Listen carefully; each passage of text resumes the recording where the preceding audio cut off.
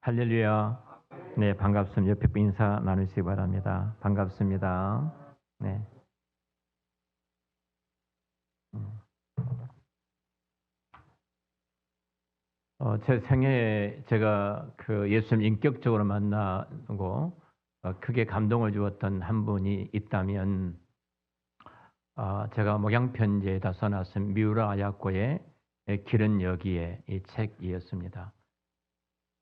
제가 군에서 그 미우라 아야코의 책에 우리 그 독서 책이 의무대이니까 책들이 많이 꽂아져 있었는데요. 그때 이분의 책 두 권을 읽게 됩니다. 길은 여기하고 빙점을 읽게 되는데 그 이제 제 인생에 있어서 굉장히 커다란 도전과 감동을 주었고 제가 목사로서 여기까지 오게 되었던 그 은혜의 책이기도 합니다. 사실은 그 일본뿐만 아니라 전 세계적으로 미우라 아야코 요루 작가로서 굉장히 많은 감동을 주었던 요루 작가이기도 하시죠. 근데 이분에게 전도했던 사람이 누구냐면 폐결핵 환자였습니다. 당시에 여러분 50년, 60년대에 일본 땅에 굉장히 우리나라도 마찬가지지만 결핵이 많이 돌 때잖아요. 결핵 환자가 미우라 아야코에게 복음을 전하게 됩니다. 그리고 그가 인격적으로 예수님을 만나게 되어졌어요. 그리고 그가 남기는 이 놀라운 감동된 책들이 지금까지라도 수많은 사람들의 영혼을 깨우는 그 복된 생명으로서의 역사를 이루고 있습니다. 여러분, 폐결핵 환자가 어떻게 전도할 수 있어? 건강한 사람에게. 여러분, 그런 생각이 안 드신가요? 세상에서 결핵으로 사람을 접근이 차단되어졌던, 그리고 기침을 하면 각혈할 피가 토할 수밖에 없는 사람, 그 사람을 모두가 멀리하는데 그 폐결핵 환자 한 사람이 복음을 전했던 전도가 미우라 아야코라는 세계적인 요루 작가를 탄생시키고 저에게도 큰 감동을 주었습니다. 여러분 가운데 길은 여기에 혹은 빙점이란 이 책을 읽어보신 분이 계실지 모르겠습니다만 정말로 큰 감동을 주어요. 그래서 길은 여기에 나왔던 그 주인공이 결핵 환자로 이 책에 나온 그 결핵 환자로 등장을 합니다.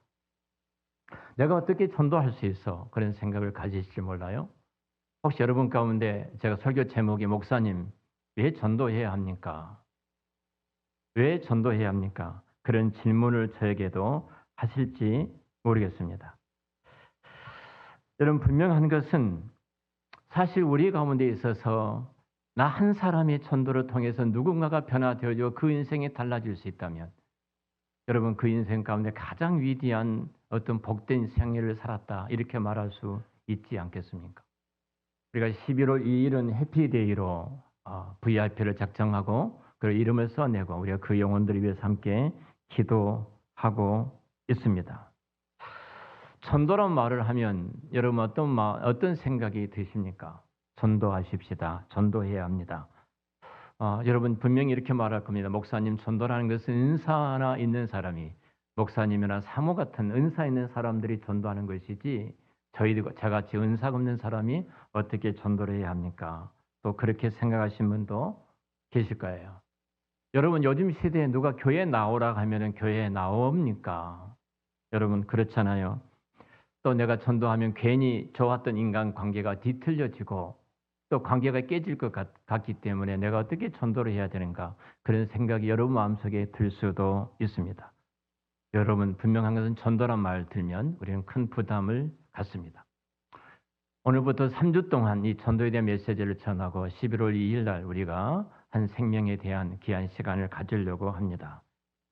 여러분 이런 마음이 들어지는데 어떻게 전도가 가능한가?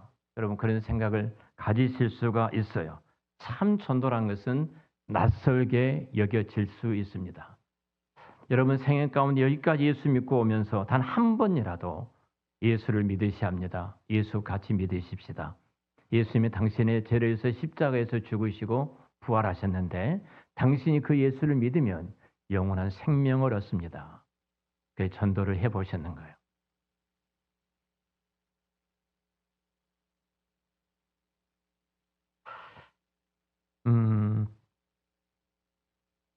많이 마음이 무겁습니다.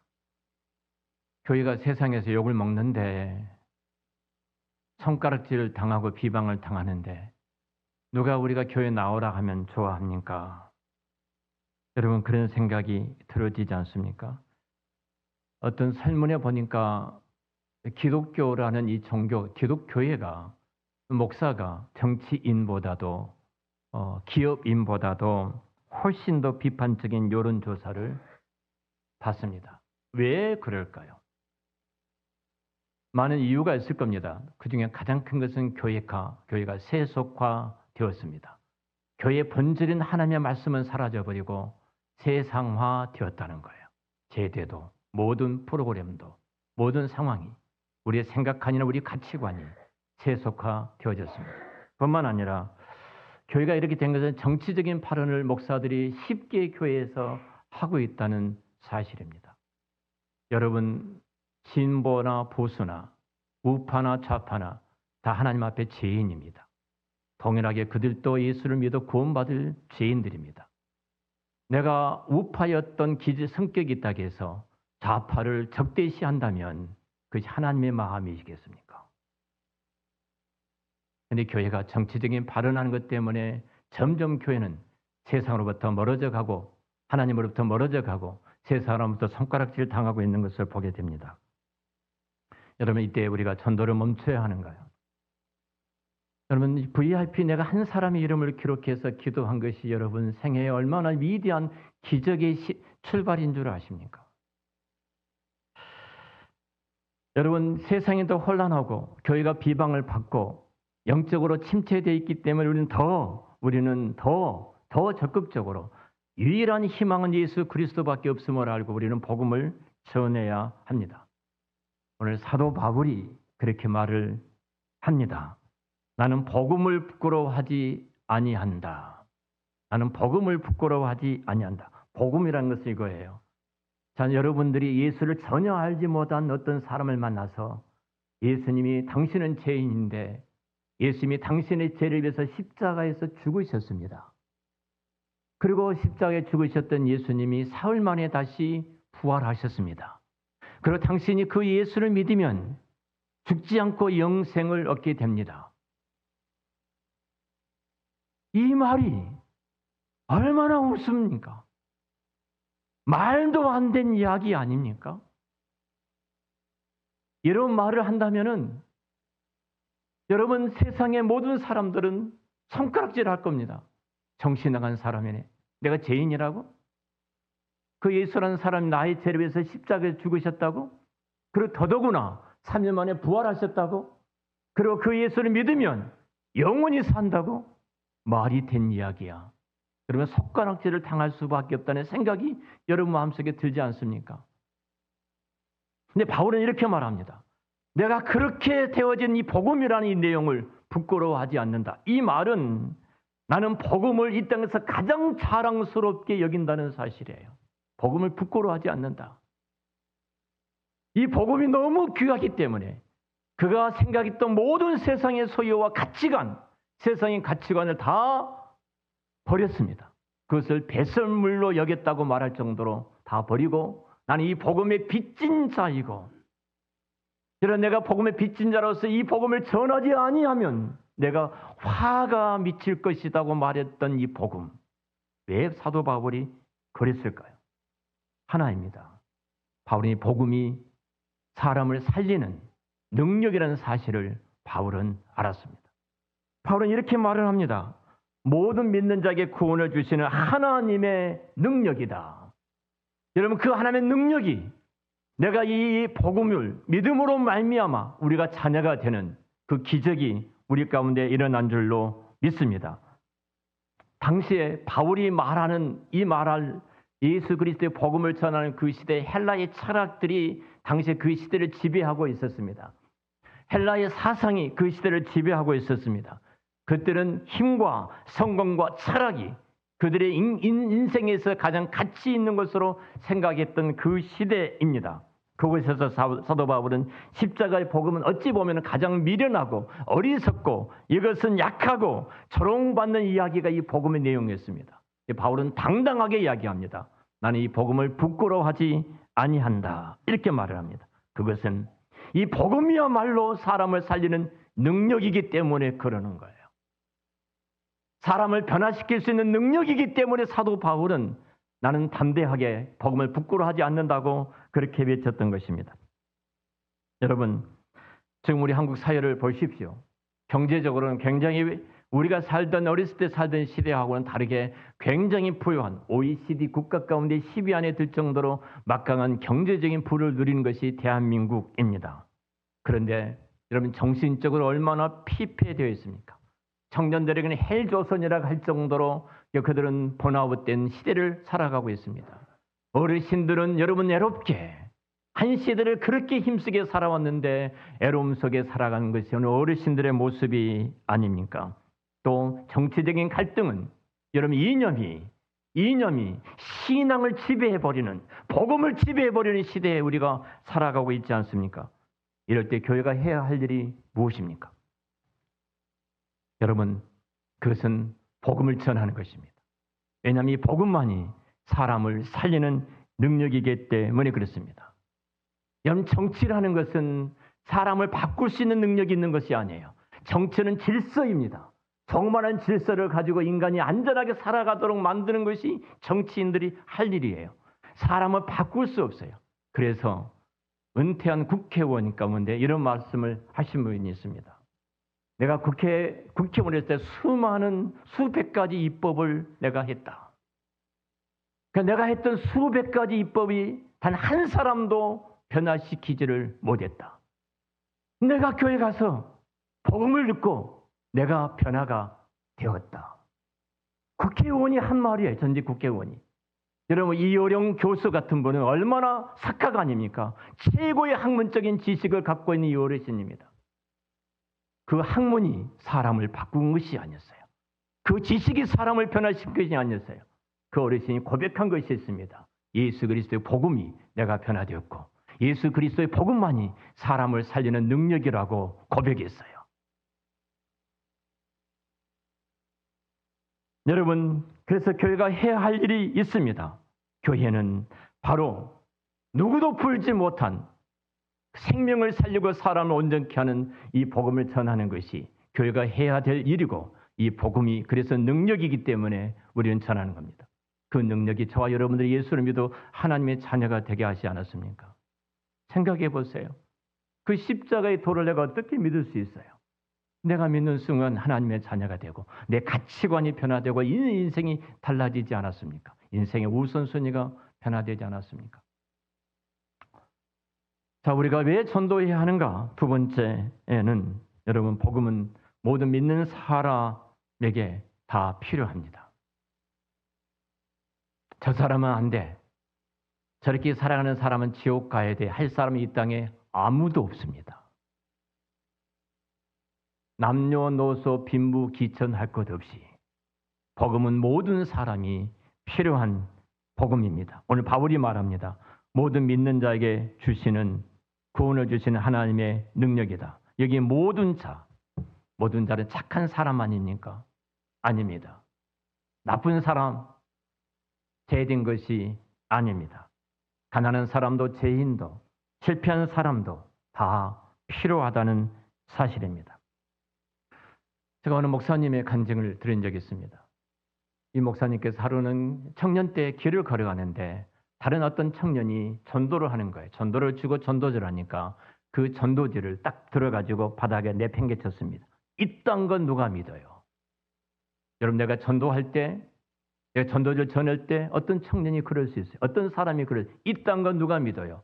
그리고 그 전도지를 땅바닥에 내팽개치는 그런 경험도 여러분 가지고 계실 줄로 압니다. 이딴 건 누가 믿어? 하고 던졌는데 이 전도했던 이 청년이 미소를 지으면서 이러면 그래도 하나님은 당신을 포기하지 않습니다. 이 말을 했어요. 그래도 하나님은 당신을 포기하지 않습니다. 이딴 건 누가 믿어요? 하고 당신이 이 전도지를 바닥에 집어 던졌지만 그러나 하나님은 당신을 포기하지 않습니다. 집에 돌아갔습니다. 계속 그 말이 생각나는 거예요. 그래도 하나님은 당신을 포기하지 않습니다. 이 말이 생각나서 잠을 잘 수가 없는 거예요. 그래서 주일이 됐습니다. 생경 가보지 않았던 교회를 가게 되고 말씀을 듣게 되고 예배를 드리게 되고 예수를 믿게 되어지고 그가 목사가 되었어요. 이딴 건 누가 믿어? 그 말 앞에 미소로 지었던 청년의 한마디. 하나님은 당신을 끝까지 함께 하십니다. 그래도 하나님 당신을 버리지 않으십니다. 이 말 한마디에 성령님이 역사하신 거예요. 여러분, 전도는 분명한 것은 결과를 만들어내는 것이 아닙니다. 전도는 씨앗을 심는 일입니다. 그리고 씨앗을 심었을 때 열매를 맺게 하신 분이 하나님이셔요. 그래서 우리는 복음을 전해야 됩니다. 만나는 사람에게 복음을 전합니다. 여러분 가까이 계신 친척과 이웃들과 직장에 함께 근무했던 사람들이 힘들어할 때 제가 도와드릴게요. 제가 기도해 드리겠습니다. 그 말 한마디.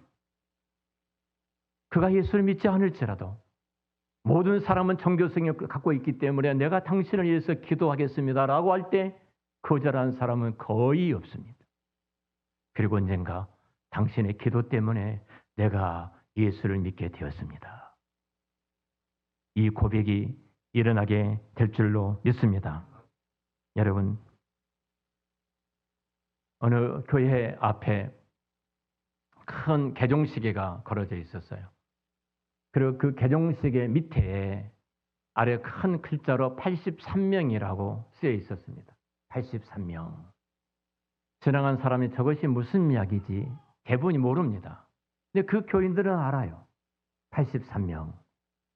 전 세계적으로 일본에 예수를 알지 못하고 지옥 가는, 예수를 복음을 듣지 못하고 죽어가는 사람이 1분 동안에 83명이 죽어가는 거예요. 그 목사님께서는 이 83명 예수를 알지 못하고 죽어가는 저들이 우리가 복음을 전해야 될 사람인데 이런 도전을 주면서 그곳에 83명이라는 이름을 써놨어요. 근데 교인들은 부담이 되어지는 거예요. 그러잖아요. 볼 때마다 일본에 83명 예수를 알지 못한 자들이 죽어가고 있고 우리 교회가 전도해야 될 사람이라고 말하는데 전도하지 않는 나에게는 굉장히 부담돼요. 순종하는 사람에게는 어떤 것도 부담이 안 되어져요. 교회 어떤 행사도 순종하는 사람에게는 하나님이 함께 하시니까 부담이 안 되어져요. 근데 교회 사역 가운데 부담이 되어진 것은 내가 순종하지 않기 때문에 부담이 되어지거든요. 그래서 순종하지 않는 사람은 부담이 되어지는 겁니다. 그래서 목사님께 요청을 하는 거예요. 항의를 합니다. 목사님 저것 좀 떼어주십시오. 너무 부담이 되어집니다. 우리가 잘 들었으니까 그 83이라는 숫자를 좀 떼어줬으면 좋겠습니다. 불편해서 못 살겠습니다. 그러는 거예요. 여러분 교회의 사명이 무엇인가요? 일본에 83명의 예수를 알지 못하고 복음을 듣지 못하고 죽어가는 그 영혼들이 있는데 그들을 구원하기 위해서 하나님이 교회를 세우셨고 그들을 구원하기 위해서 하나님 저와 여러분을 이 자리에 오늘 살려두신 줄로 믿습니다. 불구덩에서 건져내는 일이에요. 사망에서 건져내는 일이 전도라는 방법을 통해서 하나님은 나의 입술을 통해서 그 일을 이루기를 원하셔서 만들어 놓으신 제도예요. 해도 되고 안 해도 되는 것이 아니에요. 하나님 한 영혼을 구원하기 위해서 내 입술을 사용되기를 원하시고 내가 하는 그 말을 사용하기를 하나님은 원하시는 겁니다. 목사님이 그 말씀을 듣고 이야기를 하십니다. 만약 우리가 이것을 떼어낸다면 우리 교회는 문을 닫아야 합니다. 교회가 아닙니다. 교회는 뭐예요? 이 땅에 죽어가는 영혼들을 구원한 것이 교회의 사명이 아닙니까? 죽어가는 영혼들을 구원한 것이 교회의 본질적인 사명이에요. 근데 그것을 하지 않는다면 우리는 떼어내야 합니다. 간판을 내려야 한다고 목사님 말씀하셨어요.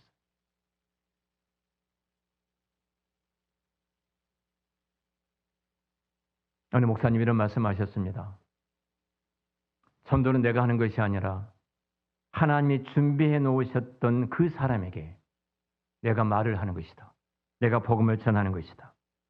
내가 하는 것이 아니라 하나님이 준비해 놓으신 그 사람을 내가 만나러 가게 한 것이다. 아니 하나님이 준비해 놓은 사람을 하나님께서 내 곁에 그 사람을 직장에서 동료로, 가정에서 아내로, 남편으로, 자녀로, 부모로 두셨다. 준비해 놓은 그 사람을 하나님이 그곳에 두셨어요. 그들은 보고 있습니다. 저분이 언제 나에게 전도할까 기다리고 있어요. 여러분, 전도는 부담이 아니라 하나님께서 내게 베풀어 주셨던 감사의 반응이 전도입니다. 예수님이 나를 살리셨다. 내가 하나님의 자녀가 되었다. 주의 백성이 되었다. 이 기쁨이 너무 커서 나누는 것이 전도입니다. 우리가 전도해야 할 이유는 해야 되기 때문이 아닙니다. 감사하기 때문에 하는 것입니다. 하나님께서 나를 구원하시고 하나님께 나를 당신의 자녀로 삼아 주셨는데 여러분, 그 사랑을, 그 은혜를 나누는 것이 전도입니다. 이런 예를 좀 들으면 어떨까요? 저희 교회 1, 2배부에 하면 한 50명 정도 앉아 있었을 겁니다. 50명에게 하나님께 내게 군 50개를 주었습니다. 한 사람당 10돈짜리 금을 내게 주셨어요. 그리고 내게 맡겨주시고 다 한 사람 하나씩 다 나눠줘라 이렇게 말씀을 하셨어요. 이 금을 내게 주셨던 것은 이 50명 한 분 한 분에게 다 나눠주라고 하나님께서 내게 주신 거예요. 그러니까 이것을 나눠주라고 내게 주신 선물인데 그 선물을 내가 나눠주지 않고 내가 독차지한다면 그건 도둑이라고 하는 것입니다.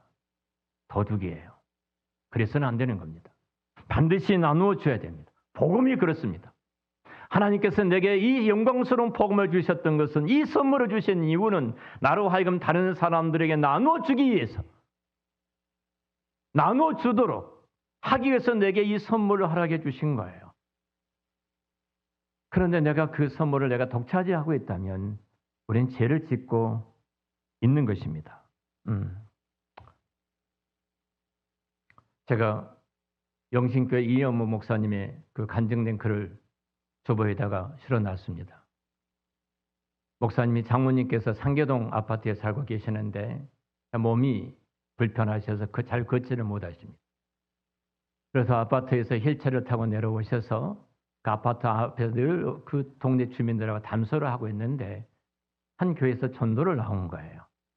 전도를 나와서 이제 전도를 하니까 그 목사님 어머니께서 하는 말씀이, 내 사위가 목사인데 내가 몸이 불편해서 교회를 못 갑니다. 그러는 거예요. 전도 나왔던 분이 하는 말이, 그러면 저희들이 모시고 가면은 교회에 가실 수 있습니까? 그랬어요. 저희들이 그러면 내가 교회에 가지. 그 말을 듣자마자 그 다음 주부터 이 남전도 3사람이 한 사람은 차를 몰고 그리고 2사람과 같이 그 어르신 집에 모시러 갑니다. 그리고 휠체어에 싣고 차에 내려와서 차에 싣고 그리고 휠체어를 차에다 싣고 교회에 가는데 그 3층 상가 건물이었어요. 3층 상가까지 한 사람은 휠체어를 들고 한 사람은 없고 뒤에서 한 사람 밀고 3층까지 올라가서 휠체어에 태워서 예배를 드리게 매주마다 합니다. 신길동에 있는 영신교회 이영무 목사님이 큰 감동을 받으셨어요. 여러분, 한번 생각해 봅시다. 우리에게 그런 마음이 있는가요?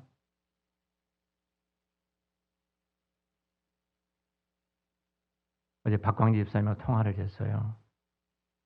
집사님 명절 어떻게 잘 보내셨는가요? 예배는 잘 드리고 계신가요?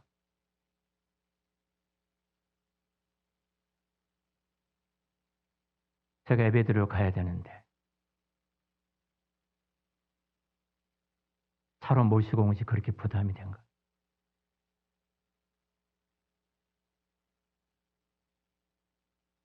이 마음이 들어져요. 저희 교회가 20주년 행사를 제가 봤습니다. 20주년 행사 가운데 계시면 여기 앉아 계실 겁니다. 그때 저희 교회 58명이 장기 기증을 했어요. 저는 하나님의 은혜가 크다고 생각해서 제 시체까지, 제 몸까지 다 기증을 했습니다. 하나님이 한 영혼을 맡기시는데 그 영혼을 어느 곳에다 맡길까? 내가 내 자식을 입양을 보낸다면 여러분 그 입양 보낸 수많은 집들 가운데 어느 집을 선택하시겠습니까? 하나님께서 한 영혼을 맡기신다면 그 영혼을 어느 교회에다 맡기실까요?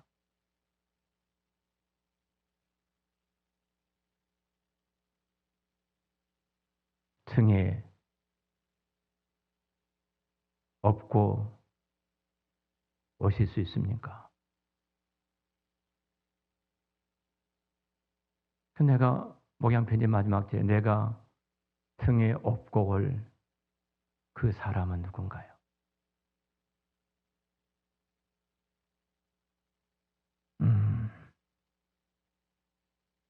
전도는 프로그램이 아닙니다. 그의 본질적인 사명입니다. 제가 49년 만에 만난 초등학교 친구에 대해서 말씀을 드렸습니다. 어제 우리 사역자 회의를 하고 있는데 친구한테 전화가 왔어요. 정찬아, 단 한 번도 교회를 나가지 않았던 친구를 처음 만나서 복음을 전했어요. 내가 너를 만나서 내가 너무 좋았다. 목사를 만나면 부담이 되죠. 이 친구는 목사가 뭔지도 몰라요. 단 한 번도 교회를 안 갔기 때문에. 그래서 제가 복음을 전했습니다. 우리가 또 한 번 만나면 좋겠다. 저는 평생 교회를 안 다닌 70세 먹은 그 사람, 하나님이 준비되어 용은 아닙니까? 나는 만나서 그냥 예수의 복음을 말했을 뿐입니다.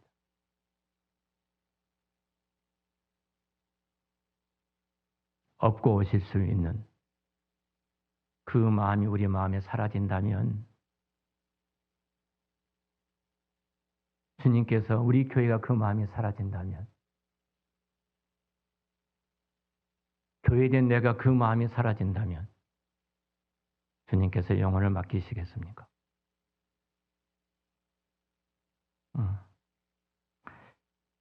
말씀을 정리하겠습니다. 복음은 세상에서 미련하고 어리석은 것입니다.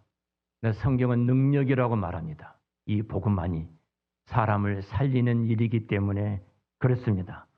이 복음은 모든 사람에게 필요합니다. 모든 사람입니다. 소망의 전도사님이 계십니다만 그곳에 있는 움직이지 못한 휠체어에 누워있는 그 아이가 그런 복음이 필요하다는 사실을 아신가요? 이 땅에 아무런 도움도 주지 못한 누군가가 나에게 기저귀를 갈아주지 아니하면 누군가가 내 입술에 밥을 넣어주지 아니하면 한 숟갈도 내 입에 들어갈 수 없는 그 영혼, 그 영혼이 여러분 복음이 필요하기 때문에 그곳에 두신 줄로 믿습니다. 여러분 하나님께서 우리 곁에 두었던 모든 처들은 단 한 사람도 복음이 필요한 사람이 없어요. 모두가 다 복음이 필요합니다. 우리가 전도하는 것은 의무고 사명이기도 하지만 더 중요한 것은 내게 베풀어 주셨던 그 은혜가 너무 크기 때문에 내가 나가서 예수의 복음을 전하고 있는 것입니다. 한번 돌아보십시다. 내 가족 중에 아직도 예수를 믿지 않는 사람이 있다면 우리는 어떻게 해야 되겠습니까? 하나님께서 먼저 예수를 믿는 나를 통해서 우리 가족 믿지 않는 모든 가족들에게 복음을 전하도록 그 자리에 하나님께서 나를 두셨는데 내가 입을 다물고 있으면 되겠습니까? 누구입니까? 이번 주에 우리가 우리 가족 예수를 아직 믿지 않는 그 가족들의 이름을 부르면서 기도해야 되지 않겠습니까? 그때 하나님은 우리의 마음을 아시고 그 기도에 응답해 주실 줄로 믿습니다. 내가 직장이나 학교나 내 이웃 가운데 여러분 정말 따뜻한 말을 건네시기 바랍니다. 요즘 힘드시죠? 제가 기도해 드리겠습니다. 많이 버겁지요? 내가 당신을 위해서 기도하겠습니다. 힘을 내세요. 힘을 내세요. 여러분, 이 마음이 전도의 시작입니다. 이번 주에 여러분 주위에 있었던 이분들 한 분 한 분 만나서 여러분 따뜻한 그 말로 힘을 내시라고 내가 기도해 드리겠습니다. 전도의 시작을 하시기 바랍니다. 여러분 전도는 교회를 숫자를 많이 늘리고 확장시켜가는 방법이 아닙니다. 여러분, 전도는 바로 사람을 살리는 것입니다. 교회가 사람을 살리는 일에 부름을 받고 이 자리에 두신 줄로 믿습니다. 이것이 진짜 복음의 사명입니다. 사랑하는 성도 여러분, 세상은 더 어두워져 갈수록 교회가 더 조롱을 받을수록 그 배후에서 역사는 사탄의 손길인 것을 알고 오늘 오후 시간에도 이 복음에 대한 이 영적인 싸움에 대한 말씀을 교회의 왕이신 그리스도를 중심으로 말씀을 전할 텐데요. 치열한 영적인 싸움이 우리 가운데 있습니다. 그러나 영적인 치열한 싸움이 치열하면 치열할수록 더 하나님의 영광은 더 빛나게 될 줄로 믿습니다. 세상이 교회를 의심하고 조롱하고 비웃는 할지라도 사탄의 전략인 줄 아시고 여러분 개의치 마시고 예수의 복음을 전하고 전도하심으로 말미암아 여러분을 통해서 근본에 여러분 가족이 여러분 곁에 두었던 그 영혼이 내가 VIP로 작성했던 순종해서 써놓았던 그 한 사람의 이름이 통해서 여러분 놀라운 하나님의 역사가 여러분 삶 속에서 여러분의 전도 속에서 일어나게 될 줄로 믿습니다. 이 시간 우리 함께 기도했으면 좋겠습니다. 먼저 가족 중에 예수를 아직 모르는 자들이 있다면 이름을 부르면서 함께 기도하겠습니다. 하나님께서 여러분의 그 마음을 아실 줄 압니다. 또 직장과 학교나 이웃에게 여러분 따뜻한 내 말을 전할 수 있는 사람, 요즘 힘이 드시죠? 제가 기도해 드릴게요. 이것이 전도의 시작입니다. 여러분, 교회는 숫자를 늘리는 곳이 아닙니다. 사람을 살리는 곳이 교회입니다. 이것이 진짜 복음의 사명이기도 합니다. 여러분, 세상의 정치는 사람을 바꾸지 못합니다. 하는 복음만이 사람을 변화시키고 복음만이 사람을 바꾸는 이 능력입니다. 우리가 복음을 부끄러워하지 않고 담대하게 감사함으로 이 사람과 복음을 전하는 은혜를 베풀어 주시도록 우리 주여 한번 부르고 이 제목을 가지고 기도하겠습니다.